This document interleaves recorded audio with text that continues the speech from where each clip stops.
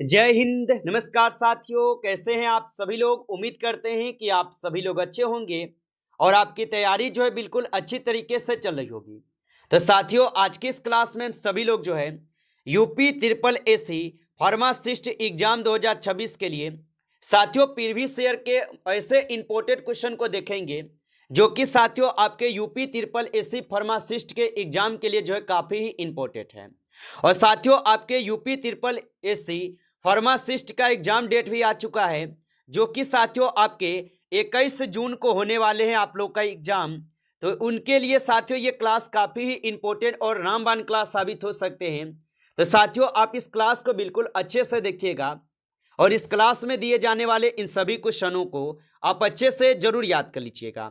तो चलिए क्लास को स्टार्ट करते हैं। उनसे पहले यदि आप इस चैनल पर पहली बार जुड़े हैं तो आप जो इस चैनल को सब्सक्राइब कर लीजिए और सब्सक्राइब करके ऑल नोटिफिकेशन को ऑल पे दबा के जुड़ जाइए, जिससे कि जब भी कोई नई क्लास हो सबसे पहले जो है क्लास का नोटिफिकेशन आपके पास पहुंच सके। तो आप इस चैनल को सब्सक्राइब कर लीजिएगा, साथ ही साथ आप जो है इस क्लास को भी लाइक जरूर कर लीजिएगा। तो चलिए क्लास को स्टार्ट करते हैं और देखिएगा क्वेश्चन क्या है। साथियों, क्वेश्चन है कि एक एंजाइम जो अम्लीय माध्यम में काम करता है वह है। चलिए बताइएगा। ये सभी क्वेश्चन काफी इंपॉर्टेंट और चुनिंदे क्वेश्चन हैं जो कि आपके एग्जाम में 100% जो है ये सभी क्वेश्चन आपको पूछे जाएंगे।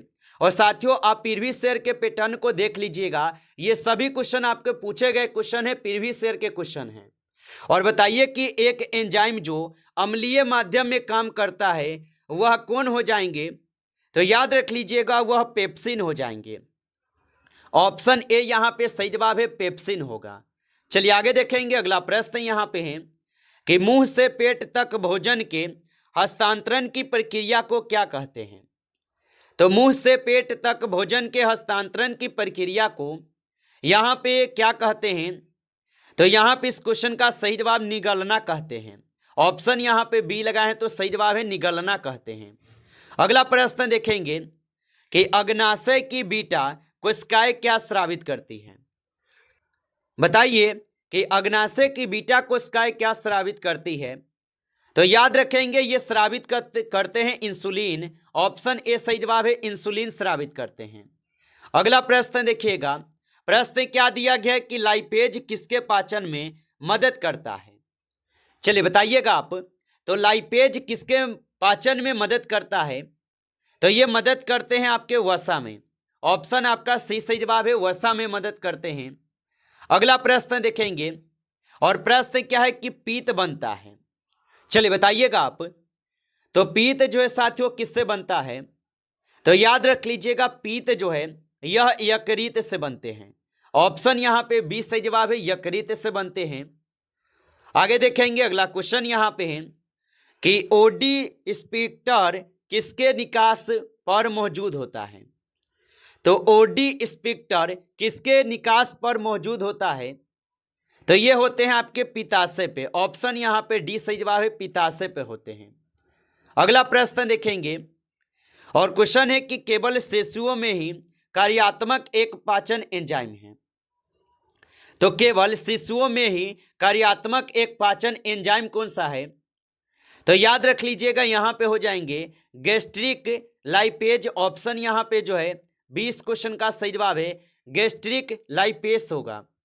अगला प्रश्न देखेंगे। प्रश्न क्या है कि अघुलनशील कैल्शियम फॉस्फेट का निष्कासन किसके द्वारा होता है। तो अघुलनशील कैल्शियम फॉस्फेट का निष्कासन किसके द्वारा होता है। तो ये होते हैं आपके बड़ी आंत के द्वारा। ऑप्शन यहाँ पे सी सही जवाब है, बड़ी आंत के द्वारा। अगला क्वेश्चन यहाँ पे है कि एक वयस्क के पास कुल संख्या में कृतंक दांत होते हैं। चलिए बताएंगे। तो एक वयस्क के पास कुल संख्या में कृतंक दांत होते हैं। तो आप बताएंगे 8 दांत होते हैं। ऑप्शन यहाँ पे जो है डी इस क्वेश्चन का सही जवाब है, 8 दांत होते हैं, याद रखेंगे। चलिए अगला प्रश्न देखेंगे कि निम्नलिखित में से कौन सा कार्य यकृत का नहीं है। चलिए बताएंगे आप कि निम्नलिखित में से कौन सा कार्य यकृत का नहीं होगा। तो विटामिन के लिए भंडारण स्थल, ये बिल्कुल आपका सही है, यह यकृत का है। प्रोटीन के चयापचय के लिए स्थल, ये भी आपका सही है, लेकिन ग्लूकोन का स्राव ये नहीं है, तो ऑप्शन सी आपका सही जवाब है। चलिए अगला प्रश्न देखेंगे, और प्रश्न क्या है कि अग्नाशय की बी कोशिकाएं स्रावित करती हैं। चलिए बताएंगे, तो अग्नाशय की बी कोशिकाएं क्या स्रावित करती है? तो ये स्रावित करती है इंसुलिन। ऑप्शन ए सही जवाब है, इंसुलिन स्रावित करती है। आगे देखिए अगला प्रश्न यहाँ पे है कि तिल्ली पसलियों के नीचे और पेट के ऊपर पेट में स्थित होती है। तो तिल्ली पसलियों के नीचे और पेट के ऊपर पेट में स्थित होती है। तो आप बताएंगे बायां यहाँ पे ऊपरी चतुर्यार्श। ऑप्शन ए यहाँ पे इस क्वेश्चन का सही जवाब है। अगला क्वेश्चन यहाँ पे है कि निम्नलिखित में से कौन सा हार्मोन इंसुलिन, ग्लूकोन और वृद्धि हार्मोन के स्राव से रोकता है? तो निम्नलिखित में से कौन सा हार्मोन इंसुलिन, ग्लूकोन और वृद्धि हार्मोन के स्राव को रोकता है? तो यहाँ पे हो जाएंगे, यहाँ पे कौन? तो यहाँ पे 30 नंबर क्वेश्चन का ऑप्शन ए यहाँ पे बिल्कुल सही जवाब है, याद रखेंगे। अगला प्रश्न यहाँ पे है, प्रश्न क्या दिया गया है कि पेट की सामग्री के अक्षांश के लिए किसका उपयोग जो है किया जाता है? तो पेट की सामग्री की अक्षांशा के लिए किसका उपयोग किया जाता है? तो यहाँ पे किए जाते हैं राइल की ट्यूब। ऑप्शन यहाँ पे बी सही जवाब है, राइल की ट्यूब। अगला प्रश्न देखेंगे, प्रश्न क्या है कि निम्नलिखित में से कौन सा हार्मोन अग्नाशय द्वारा संश्लेषित नहीं होता है? चलिए बताएंगे, तो निम्नलिखित में से कौन सा हार्मोन अग्नाशय द्वारा संश्लेषित नहीं होता है? तो याद रख लीजिएगा, यहाँ पे थाइरोक्सिन होगा। ऑप्शन यहाँ पे बी सही जवाब है, थाइरोक्सिन होगा। अगला प्रश्न यहाँ पे है कि टाइलिन लार में पाए जाने वाला एक एंजाइम है, इसका मुख्य कार्य क्या है? चलिए बताइए। तो यहाँ पे इस क्वेश्चन का आप सही जवाब ऑप्शन बी करेंगे। ऑप्शन बी जो है आपका यहाँ पे बिल्कुल सही जवाब है। आगे देखिए अगला यहाँ पे प्रश्न आपसे पूछा गया है कि इनेमल जो है ये किसका घटक है? चलिए बताएंगे आप। और आप अभी तक इस क्लास को जो है लाइक नहीं किए हैं, तो आप इस क्लास को एक बार लाइक कर लेंगे। नए जुड़े हैं आप इस चैनल पे, तो आप इस चैनल को भी सब्सक्राइब करके ऑल नोटिफिकेशन को ऑल पे दबा के जुड़ जाइए, जिससे कि जब भी कोई नई क्लास हो सबसे पहले जो है क्लास का नोटिफिकेशन आपके पास पहुंच सके। तो आप इस चैनल को सब्सक्राइब जो है जरूर कर लीजिएगा और बताइएगा कि इनेमल किसका घटक है। तो इनेमल जो हो जाएंगे ये घटक हो जाएंगे आपके दांत का। ऑप्शन यहाँ पे डी सही जवाब है, दांत का होगा। अगला प्रश्न यहाँ पे है, और प्रश्न क्या है कि गैस्ट्रिक जूस में मौजूद हाइड्रोक्लोरिक एसिड डैश द्वारा जो ये स्रावित होता है? तो याद रख लीजिएगा, ये पाशिका कोशिकाएं के द्वारा स्रावित होते हैं। ऑप्शन ए सही जवाब है। अगला प्रश्न यहाँ पे है, और प्रश्न क्या है कि नीचे दिए गए कार्यों में कौन सा इंसुलिन का कार्य है? चलिए बताएंगे आप। तो नीचे दिए गए कार्यों में कौन सा इंसुलिन का कार्य है? तो यहाँ पे हो जाएंगे आप सभी लोगों का उत्तक में रक्त से शर्करा का सेवन। ऑप्शन यहाँ पे बी सही जवाब है, उत्तक में रक्त से शर्करा का सेवन होगा। अगला प्रश्न यहाँ पे है कि एक वयस्क के पास कुल मिलाकर डैश दांत होते हैं? तो एक वयस्क के पास कुल मिलाकर कितने दांत होते हैं? तो याद रखिएगा, इनके पास 12 दांत होंगे। ऑप्शन यहाँ पे डी सही जवाब है, 12 दांत होगा। आगे देखिए अगला क्वेश्चन यहाँ पे है, और क्वेश्चन क्या है कि रेनिन और लैक्टोज दूध को पचाने के लिए आवश्यक एंजाइम मानव शरीर में 2 वर्ष की आयु तक गायब हो जाते हैं। चलिए बताइएगा। तो यहाँ पे इस क्वेश्चन का आप सही जवाब क्या लगाएंगे? तो यहाँ पे इस क्वेश्चन का आप सही जवाब जो है ऑप्शन यहाँ पे 2 लगाएंगे। सॉरी, ऑप्शन यहाँ पे आप लोग का 8 न हो जाएगा, 8 हो जाएगा। ऑप्शन डी को सही जवाब कीजिएगा, 8 होगा। चलिए आगे देखते हैं। अगला यहाँ पे प्रश्न आता है, और प्रश्न है कि डुओडेनम स्थित है। चलिए बताइए। तो डुओडेनम स्थित हो जाएंगे। तो डुओडेनम जो है ये छोटी आंत के सबसे ऊपरी भाग में स्थित है। ऑप्शन ए यहाँ पे सही जवाब है। अगला क्वेश्चन देखेंगे कि इंसुलिन अग्नाशय की डैश कोशिकाओं में जो है संश्लेषित होता है। तो इंसुलिन अग्नाशय की डैश कोशिकाओं में संश्लेषित होता है। तो ये होते हैं बीटा में। ऑप्शन यहाँ पे बी सही जवाब है, बीटा में होगा, याद रखेंगे। अगला प्रश्न यहाँ पे है कि मानव पेट में सामान्यतः स्रावित होने वाला अम्ल है। चलिए बताएंगे आप। तो मानव पेट में सामान्यतः स्रावित होने वाला अम्ल कौन सा है? तो याद रख लीजिएगा, यहाँ पे इस क्वेश्चन का सही जवाब हाइड्रोक्लोरिक अम्ल होगा।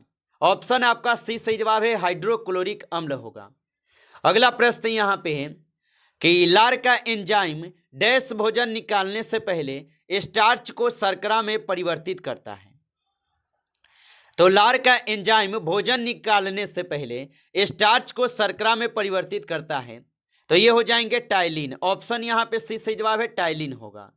अगला क्वेश्चन देखेंगे कि मथुरा किस धार्मिक परंपरा विशेष रूप से जुड़ा है?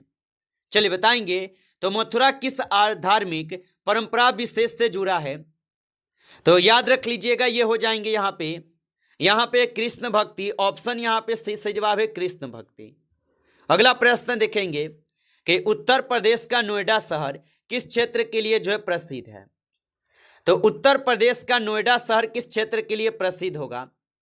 तो यहाँ पे इस क्वेश्चन का आप सही जवाब ऑप्शन ए लगाएंगे। याद रखिएगा, ऑप्शन ए यहाँ पे सही जवाब है। याद रख लीजिएगा, आईटी और इलेक्ट्रॉनिक्स उद्योग होगा।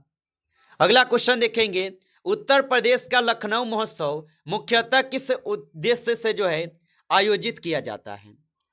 चलिए बताइए। तो उत्तर प्रदेश का लखनऊ महोत्सव किस उद्देश्य से आयोजित किया जाता है? तो ये किए जाते हैं पर्यटन और संस्कृति का प्रचार के लिए। ऑप्शन यहाँ पे बी सही जवाब है।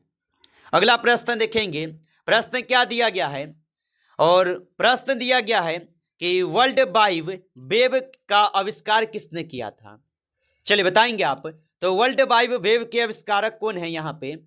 तो वर्ल्ड वाइड वेब के आविष्कार जो किए थे यहाँ पे किए गए थे टिम बर्नर्स-ली के द्वारा। ऑप्शन ए लगाए हैं, तो सही जवाब है टिम बर्नर्स-ली के द्वारा।